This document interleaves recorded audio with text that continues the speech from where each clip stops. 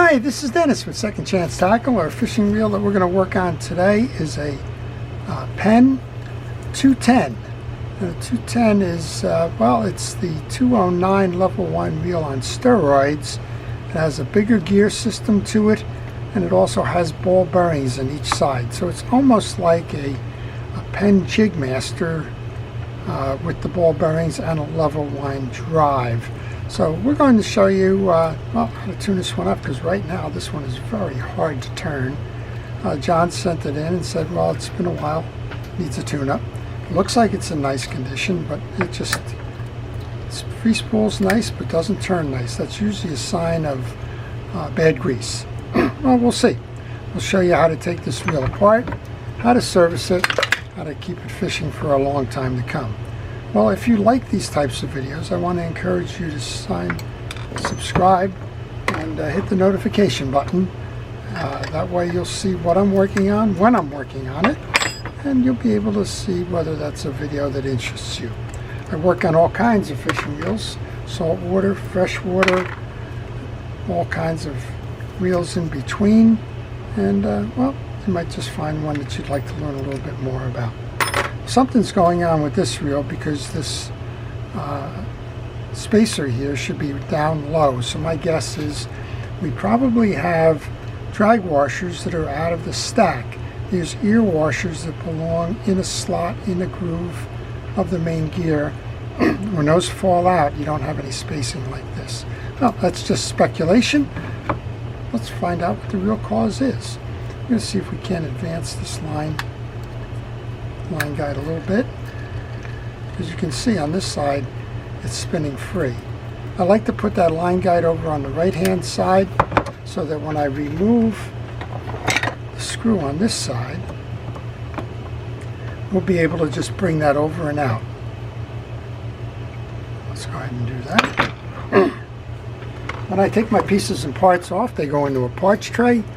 I'm using a fast food container. And somebody reminded me not too long ago that I was using a bottom of a milk jug. Yep, do that too. Whatever's around that's convenient.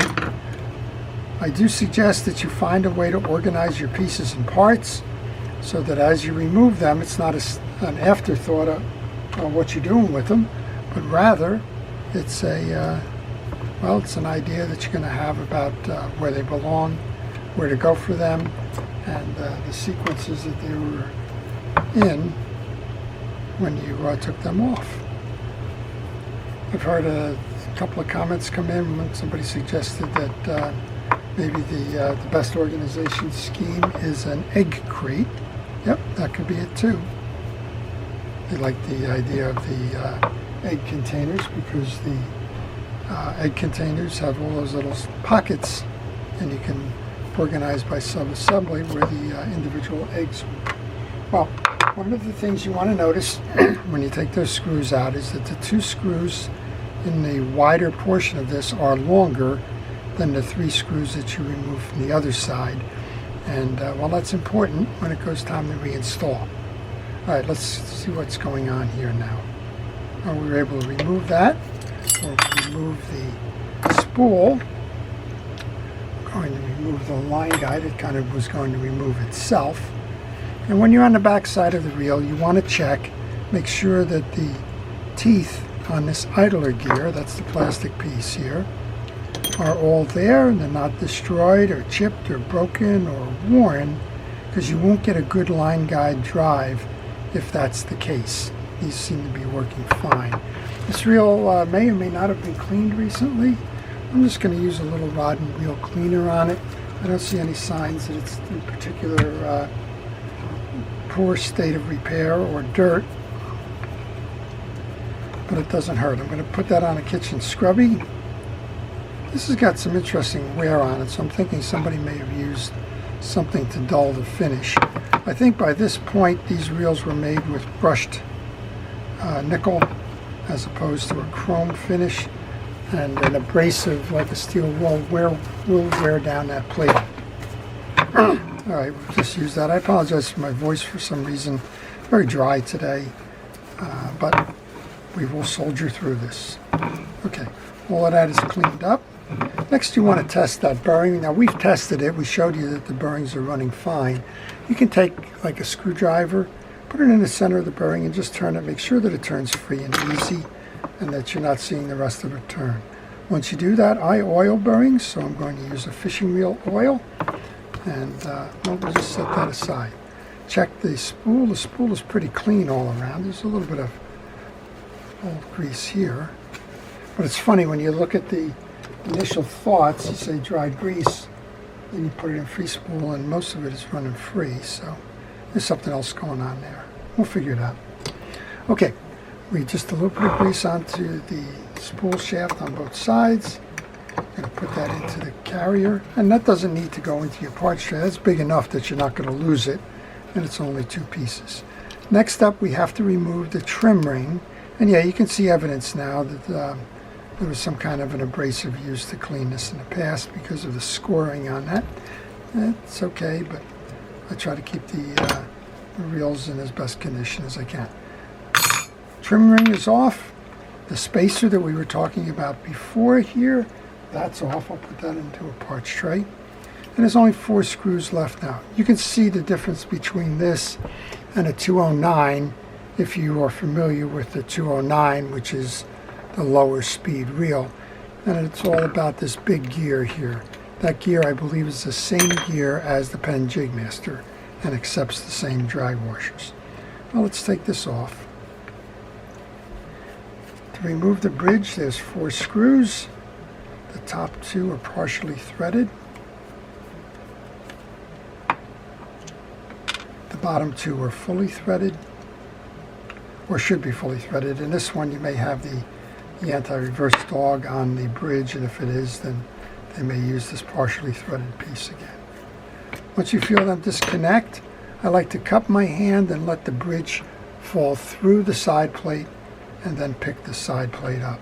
Well, this is where I guess years of experience tell you what the issue is, and it's what I had hypothesized before. That was a big word for you, right? Here is the slot for the drag stack, and here is the eared washer. It's over here. So what happens is this drag stack was not fully seated or properly seated. When it wasn't seated, well, you can see how much higher it's riding off that main gear. And when you put that collar back on, you can see there's nothing for it to grab because it's not set properly. All right, well, job 1, as they say. Let's pull that all off. This is a good place to tell you to take pictures as you're going through this. You want to make sure that you have the sequences right and that you have a reference point should you get into trouble. Now right now I've kind of got a mental picture going because I've done reels like this before. All right, and what's happened here is somebody tried to press down, so we have a broken washer on there, and we have, for some reason, we have double the washers on there. So this stack was not set properly in any regard. So let's get that all off and find out where the initial error was. I think they doubled the metals is what they've done. Well, as I mentioned, this is a Jigmaster drag washer, so we'll be able to replace that. Notice how your anti-reverse dog goes. And we're going to see if we can get this sleeve off so that we can clean the piece underneath. To get the sleeve off, use a pin or a punch. This is a kind of a Harbor Freight centering awl. You can push that all the way through. If the pin falls out, don't panic. And if you can get it like that, it's easier because you'll remember where it's located. We're going to use a penetrating oil and a cotton swab to clean up the dried grease in here.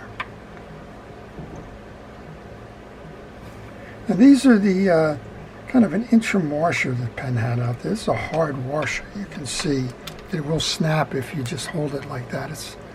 It's non-permeable, so they last a long time. They're kind of an asbestos material.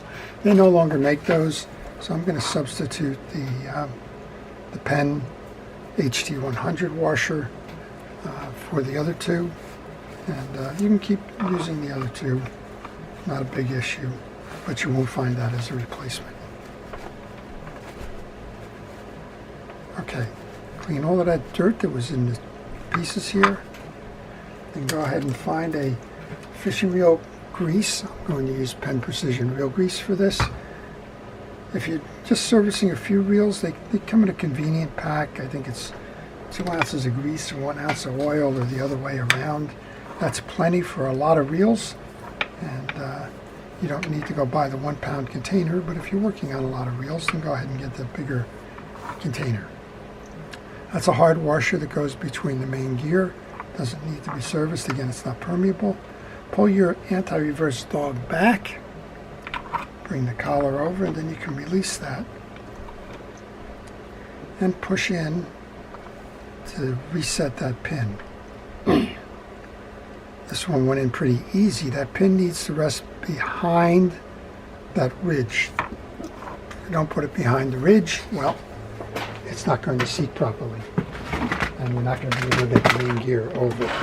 All right, quick time out here to go find that washer.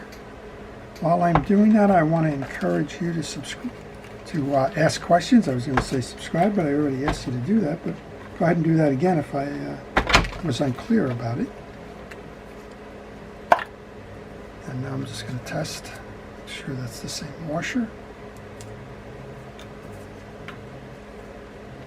I think that actually is the 349 washer.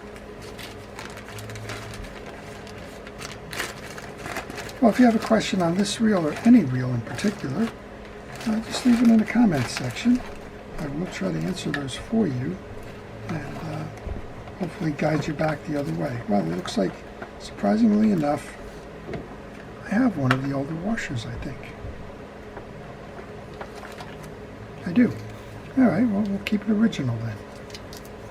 I guess I got those before you couldn't get them any longer. Well, there you go. All right, well, we're in good stead there then. As I mentioned, they're hard washers, so they don't get the lubrication or the like. Let's go ahead and just push all of this up for a moment because I want to get a paper towel.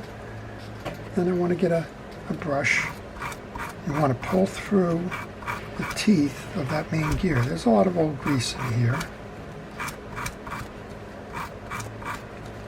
So you want to make sure you clear the channels of that grease, otherwise, well, it just won't perform as well as it should. All right, we've done that. Next up, we want to get a good amount of grease. Good amount of grease is, see that you've covered most of the gear. You don't have to get it in every tooth, and you don't have to slop it all over the place. I've seen people over grease reels, and the only thing that happens with that is it spins it off. Okay, with that grease, we're going to set the main gear onto the shaft, and then we alternate. I don't know how they doubled up the other way. They did. Hard washer first, doesn't need lubrication because it is a non-permeable piece. And you have 2 washers look like this. They're called keyed washers. They go next. Put that replacement washer in there. This is the eared washer. That's the one that caused the trouble in this reel because, well, it wasn't seated in the slot. You can see how they merge into those slots. The prior installation had that outside of the slot. And, well, it's just not going to work properly, as you saw.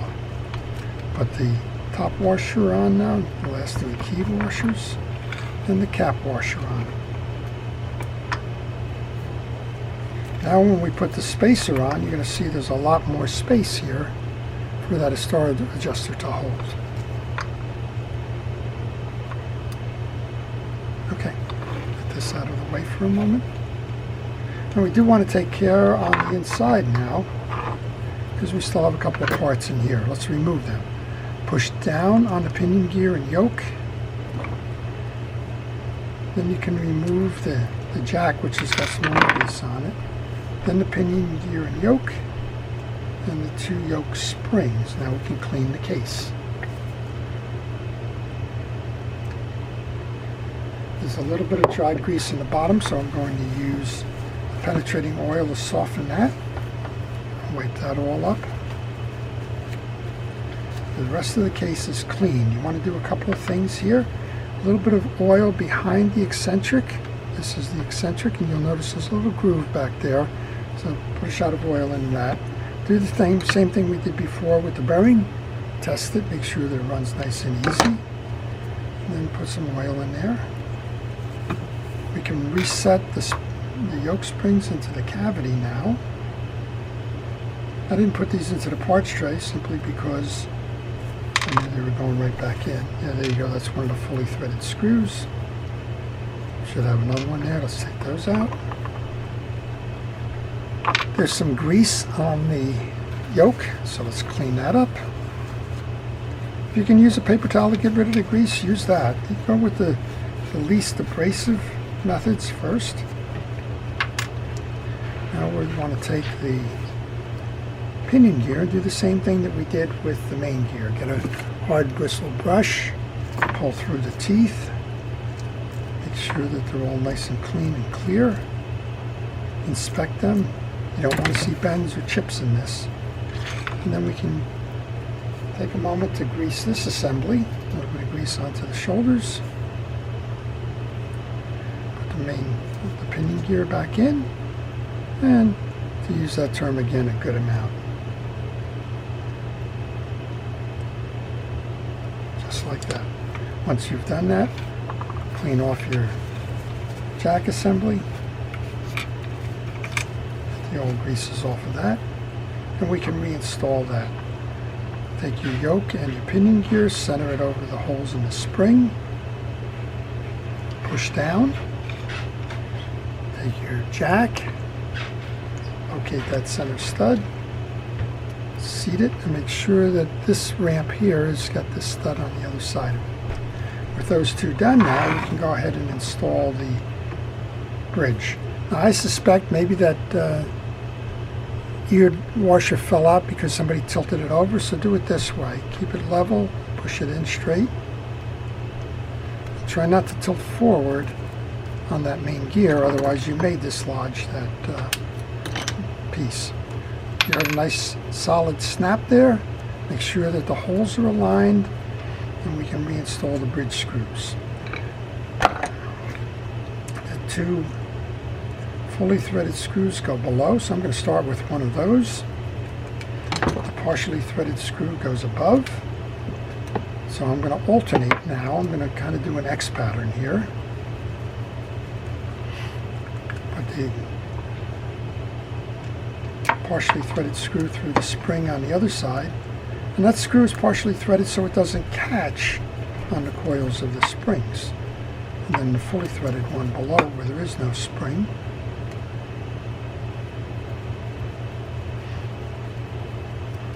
And just tighten all of those up, making sure that they're not going to rattle free with the boat.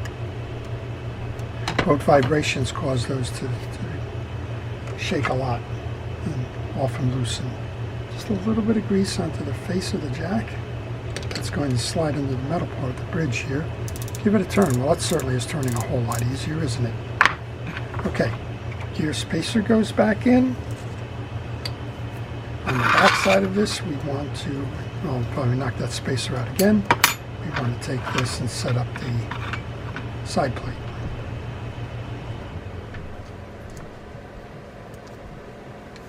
All right, trim ring is on. You'll know it's on when it has a nice flat, tight grip to all sides. I'll lay that over there for a moment. Last thing I want to do is service the line guide mechanism. There's a pawl in here. You want to start by removing the pawl. To do that, you want to take the cap out. Inside that cap is going to be the pawl. You can remove that. And you want to inspect the pawl and make sure that the teeth on the pawl is two, one on each side, and the shoulder of the pawl are clean. That's kind of a number one failure of a line guide, is that the pole gets dirty and jammed and doesn't track in a worm gear. This is your worm drive. Just check the grooves. They're fine. This technology has been around forever. It came into play with William Shakespeare and his early bait casting reels, all the way back in the beginning of the 1900s. So this is definitely not new tech, but it's been the basis of all of the level line reels seemingly forever. Shakespeare was actually inspired by the way that a coil of string, typically used for threads and a bobbin, were wound onto that bobbin, and he pretty much adapted that design to make it work with fishing line. You'll notice I'm kind of going in increments here because I need to make sure that the teeth of that pawl are in the slots, and it takes a little bit to line it up. If you tighten this down and find out it's not moving, well, it's not seated properly. Getting close.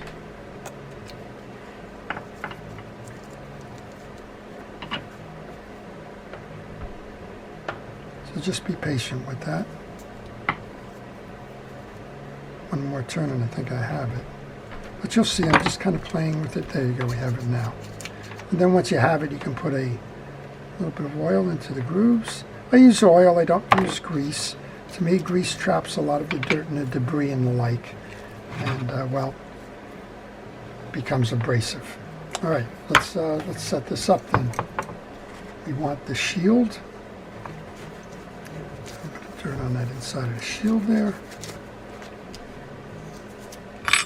Shield, you'll notice that there's two spots.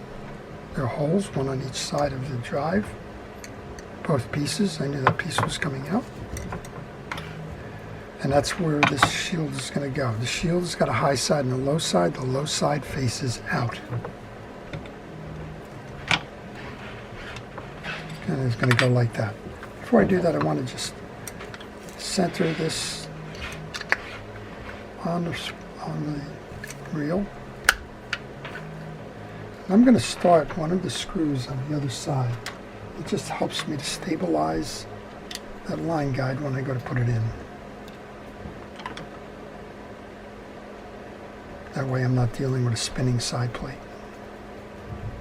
Don't put it in too much because you're not going to clear the little studs on this thing. Right. Pull it out, bring it in on the one side, aim for the holes on the other, and then clamp it down, not in on this side. There you go.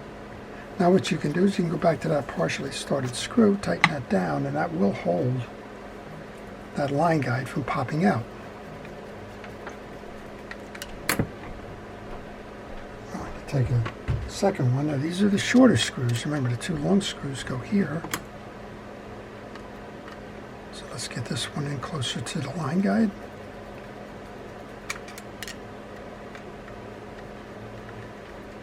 So sometimes the reel fails because of a problem with the service itself. And maybe the service person didn't recognize the issue. But usually if you test it, you're going to find out that, well, something's not working right. Like this, when you didn't have a drag and it was very tight to turn.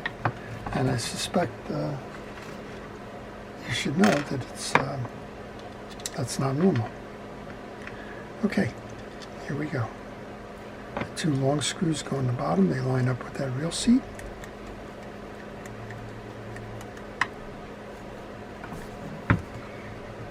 And I'm having a little bit of difficulty starting, so I'm going to go back to that little tool that I use for alignment. I hold on one side, the other side should align. There we go. It wasn't off by much, but just enough. Place that one in.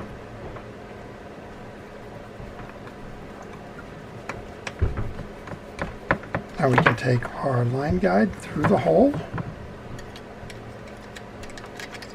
Make sure you seat it in a ridge, that inset. Bring it over to the other side. And then you need the hold fast to the other side of the connection. Oil in here. You could put a drop of grease in there if you wanted to. I prefer oil. That's just the terminal for the other side of the line guide.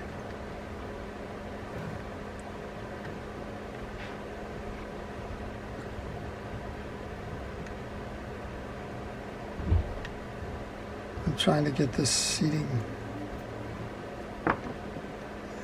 the stud on the worm gear. I think pretty much it. I'm going to leave that short now. You can see I haven't tightened that down all the way. We'll show you why in a moment. Now you got all kinds of room here for the star adjuster as opposed to how it was seated up above. Take that star adjuster next. You're going to notice on one side of the star adjuster it has a number. This one says 1060. That's the back side. The face of the star adjuster facing outwards is the one that does not have that number on it. Okay, that goes on. I'm going to use the handle as a wrench as I tighten that down. And now what you want to do is you want to put the reel in gear, hold tension on that worm assembly, turn the reel, and you'll hear it click in. I don't know if you just heard it, I heard it. Then you can tighten down this the rest of the way. With that tightened, we want to take a moment to put the handle on.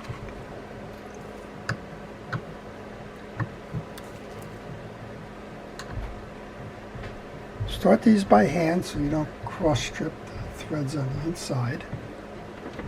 Finish them with your handle wrench. Now this is an aftermarket handle wrench, but certainly there are enough of the original ones from Penn out there.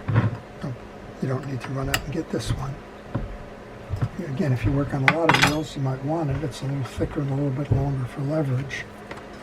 If you only work on one occasionally, the original Penn wrench does just fine. There's one more piece here before the test. That's the lockdown screw for that handle screw.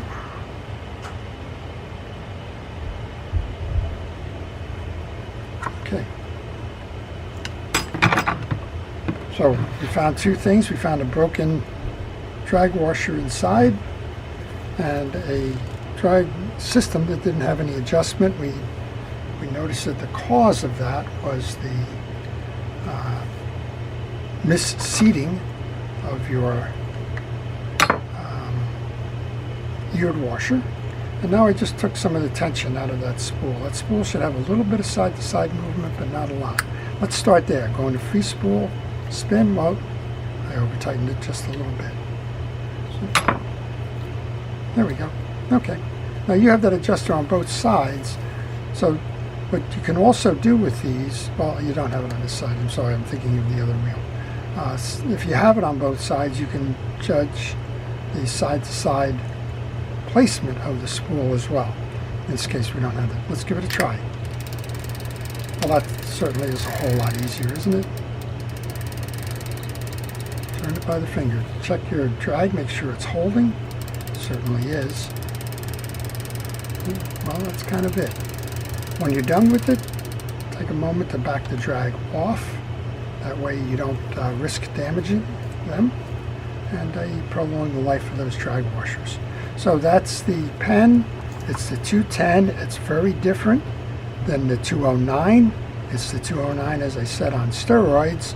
You have the ball bearings on both sides. You have the bigger Penn Jigmaster gear in there, and well, that results in a higher speed reel. Well, what's the advantage of a high-speed reel? If you're fishing plugs and lures that demand a high-speed retrieve, this is the reel for you. If you're doing drop fishing where you need a lot of torque and it's a lower speed or lower gear ratio is okay with you, then the 209 will suit you fine. But this is the 210 high-speed version. I hope you've enjoyed that. To our first responders, our police, fire, rescue, and all who are involved in public safety, thank you for everything it is that you do. I truly appreciate your efforts. To everyone, enjoy the art of reel repair. If you have questions, ask, and get started. Keep your reels maintained so that they don't fail on you when it's time to go fishing. This is Dennis with Second Chance Tackle. Have a great day.